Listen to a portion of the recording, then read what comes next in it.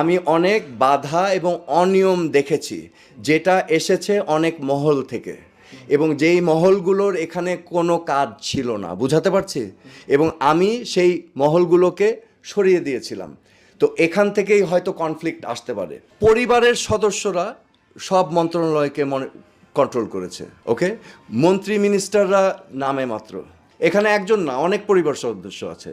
আমি স্বরাষ্ট্র প্রতিমন্ত্রীর দায়িত্ব নিয়েছিলাম অনেক বড় স্বপ্ন নিয়ে, কিন্তু আমি দেখলাম ওয়েট আ মিনিট, এই স্বপ্ন শুধু আমি দেখছি, আর আশেপাশে কেউ দেখছে না। হোয়াট হ্যাপেন্স দেন ইজ, আমি দেখছি চারিদিকে বাধা, এবং আমি আবার অন্যদের জন্য বাধা হয়ে গিয়েছি।